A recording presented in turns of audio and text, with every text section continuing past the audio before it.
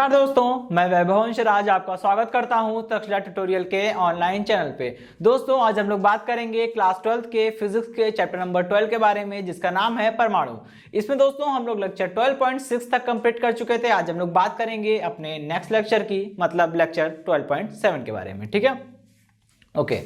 देखिए आज के हमारा सेशन का जो पहला टॉपिक है वो है हाइड्रोजन स्पेक्ट्रम। देखिए दोस्तों, हमने अभी तक पिछले सेशन में काफी कुछ पढ़ लिया है, ठीक है, जिसमें हमने मेन जो मैं बताना चाहता हूँ, लास्ट वाले सेशन में हमने स्पेक्ट्रम के बारे में पढ़ा था और उसके सेकेंड लास्ट में हमने इलेक्ट्रॉन की ऊर्जा पढ़ी थी। ठीक है, अभी इलेक्ट्रॉन की जो ऊर्जा हमने निकाली थी किसी भी परमाणु की, एनवी कक्षा में इलेक्ट्रॉन की जो ऊर्जा निकाली थी उसका हम लोग यहाँ पे यूज करने वाले हैं। ठीक है, और उसका यूज करके यहाँ पे हम लोग कुछ फॉर्मूला ड्राइव करेंगे। ठीक, चलिए सबसे पहले तो ये जान लीजिए दोस्तों कि हाइड्रोजन स्पेक्ट्रम की परिभाषा हम लोग कैसे देंगे। ठीक है, बोलेंगे, नाम से ही लग रहा है हाइड्रोजन का स्पेक्ट्रम है, मतलब हाइड्रोजन परमाणु का स्पेक्ट्रम होगा। ठीक है, हाइड्रोजन अणु का नहीं है, हाइड्रोजन परमाणु का है। ठीक है, तो हाइड्रोजन परमाणु के स्पेक्ट्रम को हाइड्रोजन स्पेक्ट्रम कहते हैं। ये बोलना अच्छा नहीं रहेगा, ठीक है, इसको थोड़ा सा और एक्सप्लेन करना पड़ेगा। तो हम लोग बोलेंगे, जब किसी हाइड्रोजन परमाणु के भीतर कोई इलेक्ट्रॉन उच्च ऊर्जा स्तर से निम्न ऊर्जा स्तर में संक्रमण करता है, तब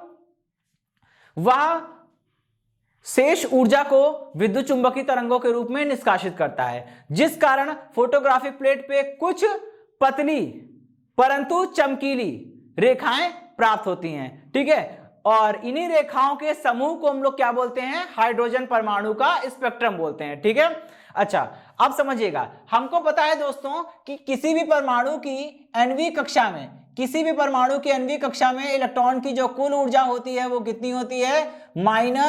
-RHc इंटू जेड अपॉन में एन का होल। ठीक है, किसी भी परमाणु की एनवी कक्षा में इलेक्ट्रॉन की कुल ऊर्जा कितनी होती है? -RHc इंटू में जेड बाई एन का होल स्क्वायर। ठीक है, अच्छा अभी यहां से एक चीज समझिएगा, मान लीजिए किसी परमाणु की हम बात कर रहे हैं। ठीक है, हाइड्रोजन परमाणु की बात करेंगे क्योंकि हम लोग हाइड्रोजन स्पेक्ट्रम पढ़ रहे हैं। ठीक है, अच्छा हाइड्रोजन परमाणु में वैसे तो एक ही कक्षा होती है। ठीक है, हाइड्रोजन परमाणु में वैसे तो एक ही कक्षा होती है, लेकिन अगर इलेक्ट्रॉन को मान लीजिए ऊर्जा मिल गई, ठीक है, इलेक्ट्रॉन, हाइड्रोजन परमाणु में एक ही इलेक्ट्रॉन होता है। ठीक है, यूं तो हाइड्रोजन परमाणु में केवल एक ही कक्षा दिखेगी आपको और उस कक्षा में केवल एक ही इलेक्ट्रॉन दिखेगा। ठीक है, लेकिन अगर इस इलेक्ट्रॉन को कहीं से एनर्जी मिल गई और इसकी एनर्जी ज्यादा हो गई तो ये इलेक्ट्रॉन क्या करेगा? जंप कर जाएगा। अब आप सोचेंगे कि जंप कहां करेगा, कोई दूसरी कक्षा तो है ही नहीं। तो दोस्तों अरेंजमेंट कुछ इस तरह का होता है, मैंने आपको बताया था और नील बोर ने भी अपने परमाणु मॉडल में साफ कहा है कि किसी भी परमाणु में नाभिक के चारों ओर अनंत वृत्ताकार कक्षाएं संभव है। तो जैसे ही ये इलेक्ट्रॉन जंप करके जाने वाला होगा वहां पे एक वृत्ताकार कक्षा अपने आप प्रकट हो जाएगी। ठीक है, तो ये n इज इक्वल टू 1 से निकल के किस में चला जाएगा? n इज इक्वल टू 2 में चला जाएगा। ठीक है, और अगर मान लीजिए इसे और ज्यादा एनर्जी मिली होती है तो ये n इज इक्वल टू 3 में भी जा सकता था, n is equal to 4, n is equal to 5 और कहीं भी जा सकता था। ठीक है, डिपेंड करता है कि इस इलेक्ट्रॉन को n इज इक्वल टू 1 में जो इलेक्ट्रॉन है इसे कितनी ऊर्जा बाहर से मिली है। ठीक है, जितनी ज्यादा ऊर्जा मिलेगी उतनी दूर तक जाएगा ये। अच्छा मान लीजिए जब ये इलेक्ट्रॉन पहली कक्षा में था, जब इलेक्ट्रॉन पहली कक्षा में था, हाइड्रोजन परमाणु की पहली कक्षा में था, तो इसकी ऊर्जा कितनी होगी? भाई हाइड्रोजन परमाणु की बात कर रहे हैं तो Z इज इक्वल टू 1 रख देंगे, और हाइड्रोजन परमाणु की पहली कक्षा की बात कर रहे हैं तो N इज इक्वल टू 1 रख देंगे। तो कितना हो जाएगा? -RHc। अच्छा एक और चीज, यहाँ पे कोई जरूरी नहीं है कि निम्न ऊर्जा स्तर हमेशा N इज इक्वल टू 1 हो और उच्च ऊर्जा स्तर हमेशा n इज इक्वल टू 2 हो। मैं तो एग्जांपल दे रहा हूं, इसका एक जनरल केस लीजिए। मान लीजिए निम्न ऊर्जा स्तर कितना है भैया? n1 है और उच्च ऊर्जा स्तर कितना है? n2 है। ठीक, अब आपको पता है n2 उच्च ऊर्जा स्तर है तो n2 की वैल्यू हमेशा n1 से क्या होगी भाई? ज्यादा होगी, है ना, तभी तो वो उच्च ऊर्जा स्तर कहलाएगा। चलिए इतनी बात समझ में आ गई। अच्छा अभी यहाँ पे क्या करेंगे? हाइड्रोजन परमाणु की बात हो रही है तो यहाँ पे रखेंगे, या अभी हम इसको ऐसे भी कर सकते हैं। अभी मान लीजिए हमने जेड स्क्वायर बाहर निकाल लिया। ठीक है, कितना बचेगा? 1 अपॉन n की जगह पे n1 हो गया। ठीक है, तो ये हो गया, हमने ये माना है कि n1 ऊर्जा स्तर में इसकी ऊर्जा कितनी है? E1 है, और n2 ऊर्जा स्तर में इसकी ऊर्जा कितनी है? E2 है। ठीक है, तो ये हो गया आपका, और इसका स्क्वायर हम भी स्क्वायर कर देंगे। ये हो गई हमारी क्वेश्चन नंबर 1। अगर इसकी उच्च ऊर्जा स्तर में ऊर्जा E2 है उच्च ऊर्जा स्तर N2 में इसकी ऊर्जा कितनी है, E2 है, तो ये कितना हो जाएगा माइनस का RHCZ², ठीक है, इनटू में कितना हो जाएगा 1/N2 का होल स्क्वायर, ठीक है। बस ये हो गया हमारा क्वेश्चन नंबर 2। अब देखिए आपको पता है कि उच्च ऊर्जा स्तर में इसकी ऊर्जा ज्यादा होगी, ठीक है, तो जब इलेक्ट्रॉन उच्च ऊर्जा स्तर से लौटेगा निम्न ऊर्जा स्तर में, ठीक है, तो जब उच्च ऊर्जा स्तर से निम्न ऊर्जा स्तर में लौटेगा तो जितनी भी एक्स्ट्रा एनर्जी होगी उसको निकालेगा, मतलब उसको उत्सर्जित करेगा। अब वो उत्सर्जित ऊर्जा विद्युत चुंबकीय तरंगों के रूप में होगी, नो डाउट, ठीक है।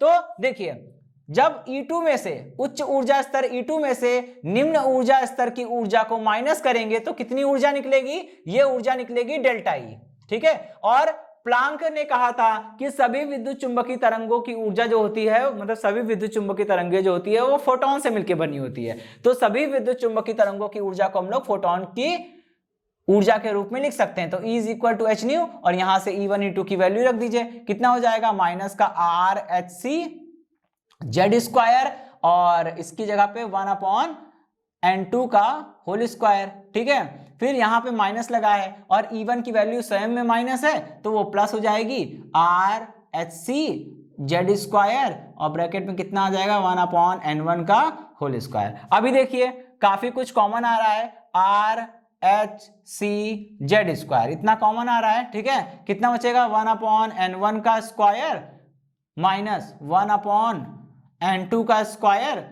ठीक है, और कितना हो जाएगा H न्यू, ठीक। अभी हम लोग आगे बढ़ते हैं और देखिए आपको पता है यहां पे एक न्यू इज इक्वल टू कितना होता है C/λ, ठीक है, आप इसका यूज करिए, न्यू की जगह क्या रखेंगे C/λ, ठीक है, कितना हो जाएगा, ये हो जाएगा RHCZ², ठीक है, और इधर कितना बचेगा 1/N1 का स्क्वायर माइनस 1/N2 का स्क्वायर, ठीक है।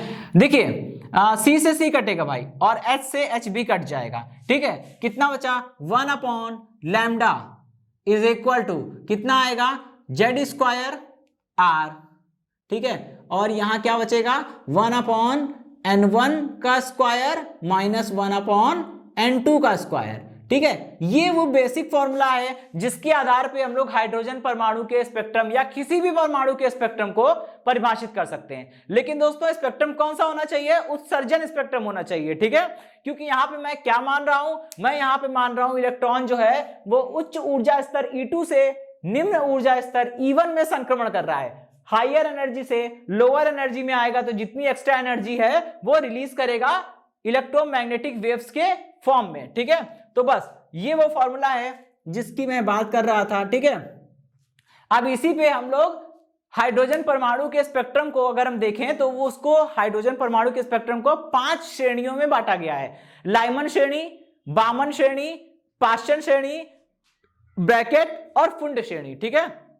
ये क्या होती है इनको समझते हैं, ठीक है। देखिए लाइमन श्रेणी नंबर 1 पे है, लाइमन श्रेणी। लाइमन श्रेणी ये कहती है कि इलेक्ट्रॉन, फर्स्ट नंबर पे हम लोग इसको याद करेंगे लाइमन श्रेणी। देखिए अगर आप सीक्वेंस से याद करेंगे तो आपको बहुत आसानी होगी, क्या फायदा मिलेगा इससे वो अभी समझ में आएगा। सबसे पहले नंबर पे लाइमन को याद रखिए, दूसरे नंबर पे बामर को, तीसरे पे पाश्चन, चौथे पे ब्रैकेट और पांचवे पे फुंड, ठीक है। बस तो लाइमन मतलब पहले नंबर पे हमने लाइमन याद किया है, इसका मतलब क्या होता है कि हाइड्रोजन परमाणु में इलेक्ट्रॉन किसी भी उच्च ऊर्जा स्तर से संक्रमण करे, कूदे, लेकिन किस में आए, n इज इक्वल टू 1 में आए, ठीक है।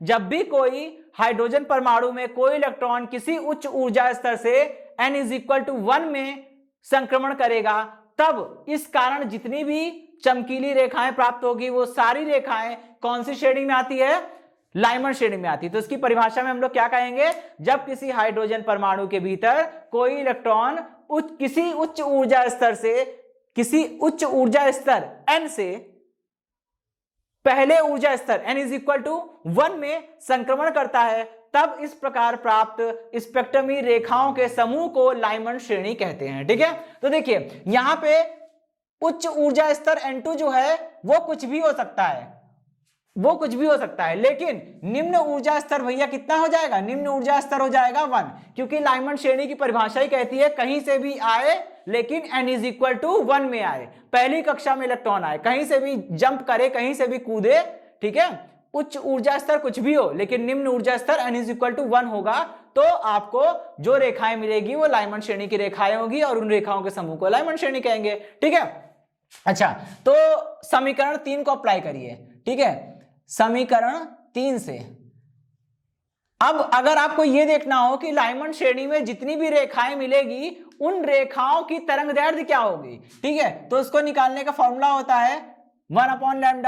और दोस्तों हम लोग बात कर रहे हैं हाइड्रोजन के लिए, तो हाइड्रोजन के लिए Z इज इक्वल टू 1 हो जाएगा। ठीक है, यहां पे मैं एक और फॉर्मूला लिख देता हूं, 1/λ इज इक्वल टू, केवल ये R बचेगा, ठीक है, 1/n1 का स्क्वायर प्लस 1/n2 का स्क्वायर।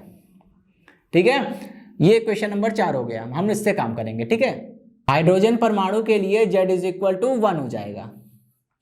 ठीक है, बस यहां पे हम लोग समीकरण 4 लिखेंगे, समीकरण 4 से चलिए कितना हो जाएगा R। ठीक है, और यहां पे समझिएगा ये हो जाएगा 1/n1 की जगह तो भाई 1 रख देंगे, ठीक है, लेकिन n2 की जगह क्या रखेंगे, n2 की जगह n रख देंगे, सिंपल। ठीक है, और इसका स्क्वायर था, स्क्वायर कर दीजिए, यहां पे 1 का स्क्वायर करने से कोई फायदा नहीं है। ठीक है, तो ये हो गई लाइमंड श्रेणी की रेखाएं। ठीक, अब इसकी थोड़ी सी बारीकियां समझ लेते हैं। ठीक है, समझिएगा, n इज इक्वल टू 2 हो गया, ये n इज इक्वल टू 3 हो गया, ये n इज इक्वल टू 4 हो गया, और ये n इज इक्वल टू 5 हो गया। देखिए दोस्तों, हम यहां पे जैसे मैंने डायग्राम बनाया है ये वाला, आप भी वैसे ही बनाएंगे। जब ये टॉपिक समाप्त होगा लास्ट में मैं एक बड़ा सा साफ सा डायग्राम बनाऊंगा जिसमें 5 श्रेणियां दिख रही होगी। ठीक है, उसमें आप एक चीज गौर करिएगा कि n इज इक्वल टू 1 और n इज इक्वल टू 2 में गैप, ये देखिए ये वाला गैप ज्यादा है। ठीक है, ये गैप जो दिख रहा है ये ज्यादा है, लेकिन n इज इक्वल टू 2 और n इज इक्वल टू 3 में ये गैप कम हो गया, n इज इक्वल टू 3 और 4 में और कम हो गया, 4 और 5 में और कम हो गया। ठीक है, तो जैसे जैसे n का मान बढ़ता जाएगा, ठीक है, जैसे जैसे n का मान बढ़ता जाएगा ऊर्जा स्तर के बीच में ये जो सेपरेशन है ये कम होता जाएगा। ठीक है, बस हमको यही चीज समझनी है। यहां पे देखिए, अब मैं बात करता हूं कि अगर देखिए n is equal to 1, n is equal to 1 का पड़ोसी कौन है, सबसे पास में कौन है, n2 है। फिर उसके बाद सेकंड नंबर पे पास कौन है, n3 है, मतलब n इज इक्वल टू 3 है। ठीक है, तीसरे नंबर पे कौन पास में है, n इज इक्वल टू 4 है। फिर उसके बाद कौन पास में पड़ रहा है, n इज इक्वल टू 5, उसके बाद n is equal to 6, n is equal to 7, ऐसे चलता रहेगा। ठीक है, अच्छा, अब यहां से एक बात समझिए कि जो इंसान पास में रहता है वो जल्दी आ जाएगा, जो इंसान दूर में रहता है वो देर से आएगा। इतनी बात तो सब लोग समझते हैं। ये बात आपको ये चीज समझाने में मदद करेगी कि पहली रेखा कौन, दूसरी रेखा कौन।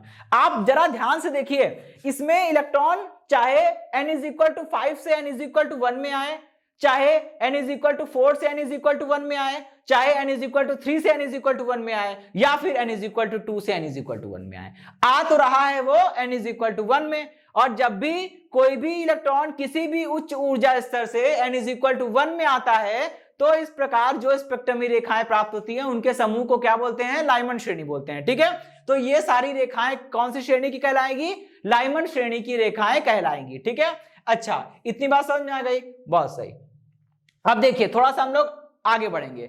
मैंने कहा जो पास में रहता है वो पहले आएगा, यानी लाइमंड श्रेणी के अंदर भी अगर आप देखेंगे तो अनंत रेखाएं आपको मिल सकती हैं, क्योंकि उच्च ऊर्जा स्तर अनंत होंगे। सभी ऊर्जा स्तर से n इज इक्वल टू 1 में इलेक्ट्रॉन आते रहेंगे तो ढेर सारी रेखाएं आपको मिलती रहेगी। ठीक है, लाइमंड श्रेणी में भी अनंत रेखाएं आपको मिलेगी। लेकिन अगर कोई पूछेगा कि लाइमंड श्रेणी की पहली रेखा कब मिलेगी, तो ये जान लीजिए लाइमंड श्रेणी की पहली रेखा तब मिलेगी जब electron n is equal to 2 से n इज इक्वल टू 1 में आएगा। ठीक है, मैंने कहा था जो पास में है वो पहले आएगा, मतलब जो ऊर्जा स्तर पास में है उससे पहली रेखा निकलेगी, जो ऊर्जा स्तर उसके बाद है उससे दूसरी निकलेगी, फिर उसके बाद वाले से तीसरी, उसके बाद वाले से चौथी। ठीक है, यानी कि लाइमंड श्रेणी की पहली रेखा कब मिलेगी, जब electron n is equal to 2 से n इज इक्वल टू 1 में आएगा तब। ठीक है, लाइमंड श्रेणी की दूसरी रेखा कब मिलेगी, जब वो n इज इक्वल टू 3 से n इज इक्वल टू 1 में आएगा तब। चौथी रेखा कब मिले, तीसरी रेखा कब मिलेगी,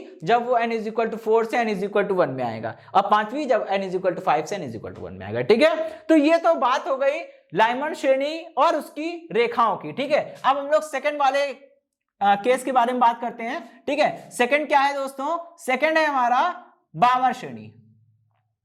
ठीक है, बामर श्रेणी की बात करते हैं। तो देखिए बामर श्रेणी में क्या होता है, थोड़ा सा कॉन्सेप्ट चेंज हो जाता है। ठीक है, जैसे लाइमन श्रेणी में था कि कहीं से भी आए लेकिन n इज इक्वल टू 1 में आए, वैसे ही बामर श्रेणी का होता है। सेकंड नंबर पे हम लोग बामर श्रेणी को याद करते हैं, तो कहीं से भी आए, कहीं से भी इलेक्ट्रॉन जंप करे, कहीं से भी इलेक्ट्रॉन संक्रमण करे, लेकिन किस में आए, n1 इज इक्वल टू 2 में आए। ठीक है, कहीं से भी आए लेकिन n इज इक्वल टू 2 में आएगा। तो कौन सा इलेक्ट्रॉन कहीं से भी आए लेकिन n इज इक्वल टू 2 में आएंगे, तो आपको जो स्पेक्ट्रमी रेखाएं मिलेगी उनके समूह को हम लोग बामर श्रेणी कहते हैं। ठीक है, यहां पे देखिए उच्च ऊर्जा स्तर कुछ भी हो, निम्न ऊर्जा स्तर तो n इज इक्वल टू 2 ही होना चाहिए, तभी तो इलेक्ट्रॉन जो है किसी भी उच्च ऊर्जा स्तर से n इज इक्वल टू 2 में जंप करेंगे, और इसी को हम लोग बोलते हैं बामर श्रेणी की रेखाएं। समझ गए? अच्छा, अभी आइए समीकरण 4 का यूज करिए। ठीक है, समीकरण 4 का यूज करिए। समीकरण 4 से 1 upon lambda is equal to कितना हो जाएगा, 1 upon lambda is equal to हो जाएगा r, और ब्रैकेट में भाई यहां पे समझिए n1 का स्क्वायर, n1 कितना है, n1 है आपका 2, तो 1 अपॉन 2 का स्क्वायर।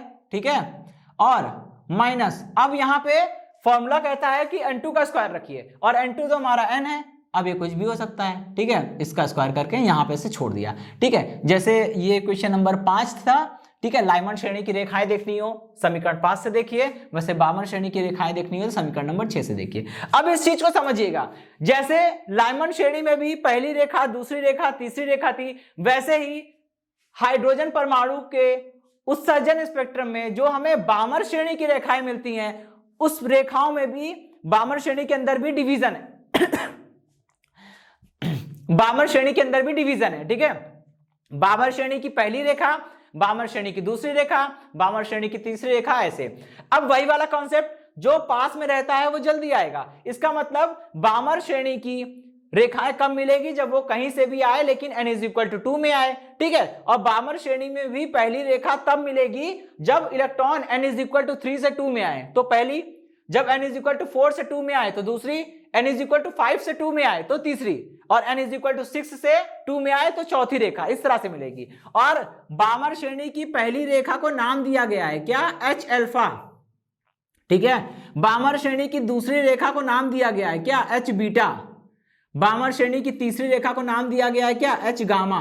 ठीक है, तो अब यहां से हम लोग H alpha, H beta, H gamma, और ऐसे ही चौथी रेखा, बामर श्रेणी की चौथी रेखा कब मिलेगी, जब n इज इक्वल टू 6 से n इज इक्वल टू 2 में कोई भी इलेक्ट्रॉन आके गिरेगा तब। ठीक है, अच्छा, तो उसको हम लोग बोल देंगे H डेल्टा, H अल्फा, दूसरी को H बीटा, तीसरी रेखा को H गामा, चौथी को H डेल्टा, ऐसे करके चलता रहेगा। ठीक है, अभी हम लोग क्या करेंगे, बामर श्रेणी की H अल्फा, H बीटा और H गामा रेखाओं के लिए उनकी तरंगदैर्घ्य निकालेंगे। ठीक है, H अल्फा लाइन के लिए, H अल्फा लाइन के लिए क्या लिखेंगे, यहां पे लिखेंगे 1 अपॉन लैम्डा, नीचे छोटा सा लिख दे रहे हैं H अल्फा, ताकि पता चल जाए H अल्फा लाइन के लिए बात कर रहे हैं। ठीक है, तो इधर क्या हो जाएगा, देखिए ये हो जाएगा R, यहां पे रखिए भाई उच्च ऊर्जा स्तर कुछ भी हो, निम्न ऊर्जा स्तर 2 होना चाहिए, तो यहाँ पे 1 अपॉन n1 का स्क्वायर, मतलब कि 1 अपॉन 2 का स्क्वायर, जो कि यहाँ पे 4 हो गया। ठीक है, माइनस करेंगे भाई, पहली रेखा कब मिलेगी, जब n इज इक्वल टू 3 से n इज इक्वल टू 2 में आए,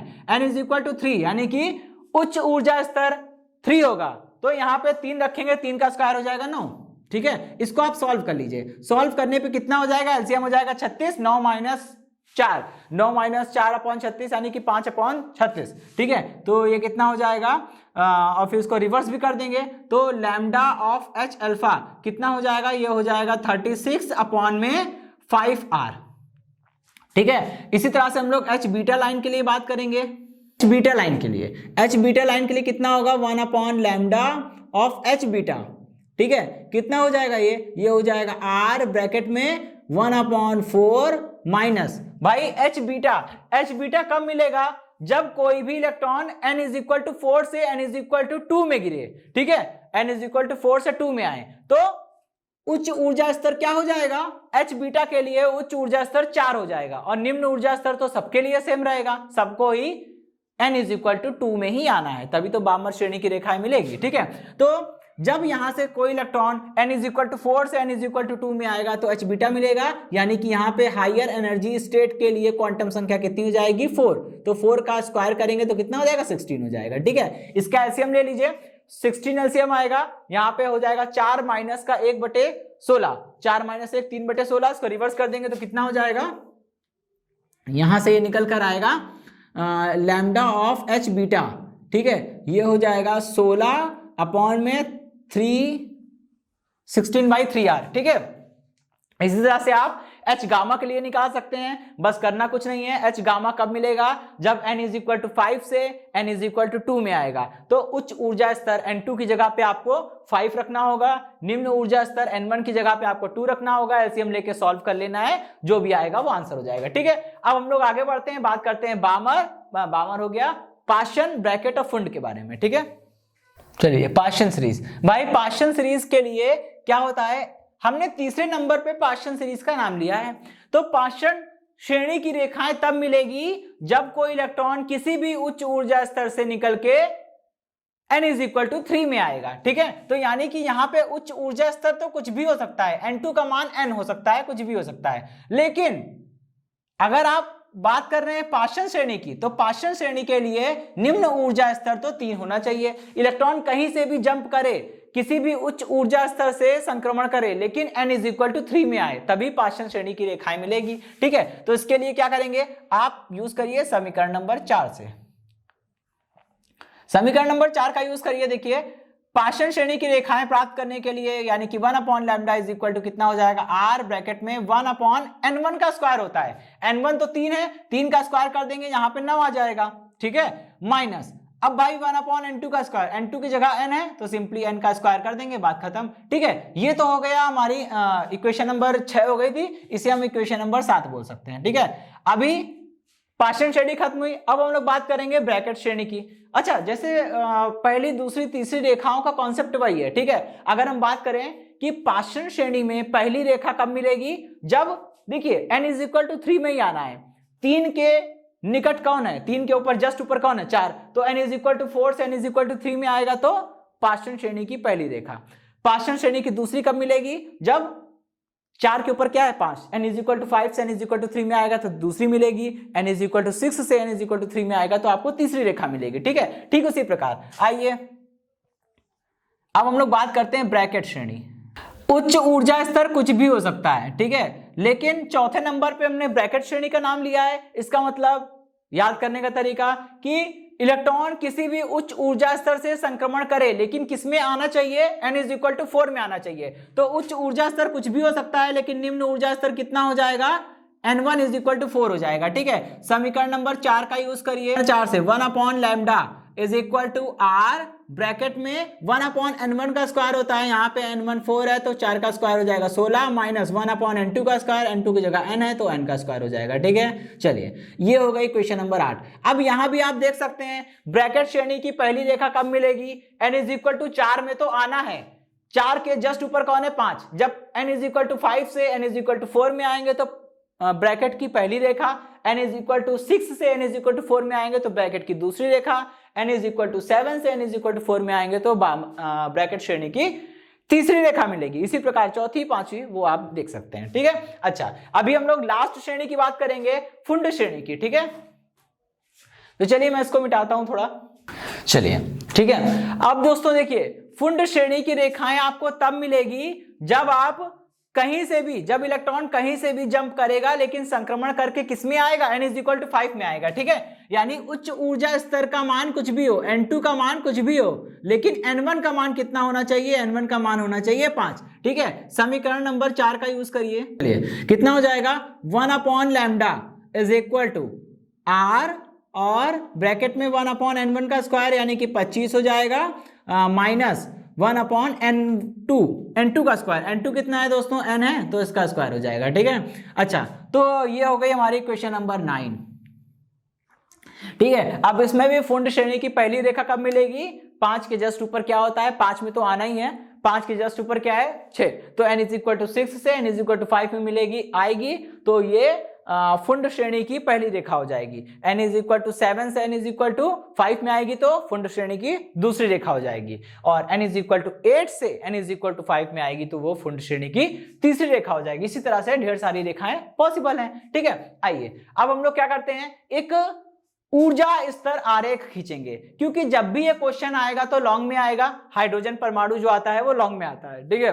तो जब भी आएगा ये क्वेश्चन काफी पूछा जाता है, तो आपको इसमें हाइड्रोजन परमाणु की 5 श्रेणियों के बारे में बताना पड़ेगा, और इस प्रश्न का उत्तर यहीं खत्म नहीं होता है, इसके बाद आपको एक ऊर्जा स्तर आरेख भी खींचना पड़ेगा, जो कि मोस्ट इंपॉर्टेंट है। अगर आपने वो नहीं खींचा तो इसका जवाब अधूरा माना जाएगा, ठीक है दोस्तों। यहां पे मैंने आपको जो डायग्राम दिखा रहा हूं, ठीक है, ये डायग्राम जो है वो ऊर्जा स्तर का डायग्राम है, ठीक है, ठीक है। इसी को बोलते हैं ऊर्जा स्तर आरेख। इसके बिना ये क्वेश्चन कंप्लीट नहीं माना जाएगा। इसमें देखिए किसी हाइड्रोजन परमाणु की अलग अलग कक्षाओं को दिखाया गया है। सबसे नीचे पहली कक्षा है जिसके लिए मुख्य क्वांटम संख्या n बराबर 1 है, उसके ऊपर दूसरी कक्षा, उसके ऊपर तीसरी, उसके ऊपर चौथी, पांचवी, छठी, सातवीं, आठवीं, ऐसे करके अनंत कक्षाएं हो सकती हैं। लेकिन दोस्तों अगर हम किसी अनंत कक्षा की बात करेंगे तो जो कक्षा एकदम लास्ट में होगी वो कक्षा उस परमाणु की आयनित अवस्था को दर्शाएगी, ठीक है।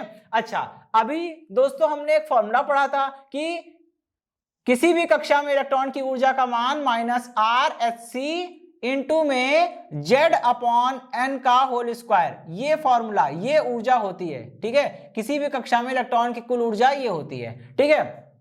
अच्छा भाई, इतनी बात समझ में आ गई। चलिए अभी यहां पे देखिए, अगर हम हाइड्रोजन परमाणु की बात कर रहे हैं तो Z इज इक्वल टू 1 होना चाहिए, और पहली कक्षा की बात कर रहे हैं तो n इज इक्वल टू कितना होना चाहिए, 1 होना चाहिए, ठीक है। अच्छा, अगर इसी फॉर्मूले में आप Z is equal to 1 n is equal to 1 रख देंगे तो हाइड्रोजन परमाणु की पहली कक्षा में इलेक्ट्रॉन की ऊर्जा निकल कर आएगी जो 13.6 इलेक्ट्रॉन वोल्ट है, ठीक है। अगर हम हाइड्रोजन परमाणु की दूसरी कक्षा की बात करते हैं तो n इज इक्वल टू 1 लेकिन Z इज इक्वल टू 2 रखना पड़ेगा, तो आपको E2 बराबर कितना मिल जाएगा, इसी फॉर्मूले में Z बराबर 1 n बराबर 2 रखिए तो आपको मिलेगा माइनस का 3.4 इलेक्ट्रॉन वोल्ट, ठीक है। इसी तरह से अगर आप तीसरी कक्षा की बात करते हैं, Z बराबर 1 और n बराबर 3 रखते हो तो आपको मिलेगा E3 इज इक्वल टू कितना हो जाएगा, माइनस का 1.51 इलेक्ट्रॉन वोल्ट, ठीक है। इसी तरह से आप चौथी कक्षा की अगर बात करते हैं तो चौथी कक्षा के लिए कितना हो जाएगा, चौथी कक्षा के लिए माइनस का 0.85 इलेक्ट्रॉन वोल्ट, ठीक है। इसी तरह से आप पांचवी कक्षा के लिए, छठी कक्षा के लिए, सारी कक्षाओं के लिए यहां से कक्षा में इलेक्ट्रॉन की ऊर्जा कितनी होगी इस चीज को आप कैलकुलेट कर सकते हैं, ठीक है। अब दोस्तों आप एक चीज देख रहे होंगे कि पहली कक्षा की ऊर्जा और दूसरी कक्षा की ऊर्जा में अच्छा खासा डिफरेंस है, 10.2 इलेक्ट्रॉन वोल्ट का डिफरेंस है, ठीक है। लेकिन तीसरी और दूसरी और तीसरी कक्षा में ये अंतर, ऊर्जा का ये अंतर कम हो गया, तीसरी और चौथी कक्षा में और कम हो गया, चौथी पांचवी में और कम हो गया, पांचवी छठी में और कम हो गया। कहने का मतलब है जैसे जैसे आप कक्षाओं के मामले में बढ़ते जाएंगे, जैसे जैसे मुख्य क्वांटम संख्या का मान बढ़ता जाएगा, दो क्रमागत कक्षाओं के बीच का जो सेपरेशन है वो कम होता जाएगा, ठीक है। इसीलिए हमेशा डायग्राम को जब भी आप ऊर्जा स्तर आरेख खींचेंगे तो इस चीज का विशेष ध्यान रखेंगे कि पहली और दूसरी कक्षा में डिफरेंस ज्यादा होगा, दूसरी तीसरी में कम, और जैसे जैसे आप आगे बढ़ते जाएंगे दो क्रमागत कक्षाओं के बीच में ये जो अंतर है ये कम होता जाएगा, ठीक है। और अगर आप बात करें आयनित अवस्था की तो आयनित अवस्था के लिए n बराबर अनंत होता है, और जब आप इस फॉर्मूले में n बराबर अनंत रखोगे तो E अनंत का मान कितना आ जाएगा, 0 आ जाएगा। इसीलिए कहते हैं आयनित अवस्था में किसी भी इलेक्ट्रॉन की ऊर्जा 0 होती है, ठीक है दोस्तों। अब आप देख रहे होंगे कि कहीं से भी इलेक्ट्रॉन आए लेकिन पहली कक्षा में आएगा तो वो लाइमन श्रेणी कहलाती है। ये कौन सी श्रेणी होगी, ये हो जाएगी आपकी लाइमन श्रेणी, ठीक है, लाइमन श्रेणी। अच्छा, अब देखिए कहीं से भी इलेक्ट्रॉन आए लेकिन n इज इक्वल टू 2 में आएगा तो वो हो जाएगी बामर श्रेणी, ठीक है, वो हो जाएगी बामर श्रेणी। इसी प्रकार कहीं से भी इलेक्ट्रॉन आए लेकिन n इज इक्वल टू 3 में आएगा तो वो हो जाएगी पार्शियन श्रेणी, ठीक है। और अगर इलेक्ट्रॉन कहीं से भी आएगा n इज इक्वल टू 4 में आएगा तो वो ब्रैकेट श्रेणी हो जाएगी, ठीक हो जाएगी ब्रैकेट श्रेणी। और कहीं से भी आएगा n इज इक्वल टू 5 में आएगा तो वो कौन सी हो जाएगी, वो हो जाएगी फुंड श्रेणी, ठीक है। चलिए भाई, तो ये तो बात हो गई लाइमन, बामर, पार्शियन, ब्रैकेट और फुंड श्रेणी की, ठीक है। चलिए, तो इतनी सी बातें हैं। ये सारे हाइड्रोजन स्पेक्ट्रम है और ये ऊर्जा स्तर आरेख है, ये आपको जरूर खींचना पड़ेगा। ठीक है, चलिए दोस्तों, इसी के साथ ये टॉपिक समाप्त हुआ। इस सेशन से जुड़े नोट्स प्राप्त करने के लिए डिस्क्रिप्शन में दिए गए लिंक पर जाके क्लिक कीजिए। ओके दोस्तों, आज के सेशन में इतना ही, मिलता हूं नेक्स्ट सेशन में। धन्यवाद।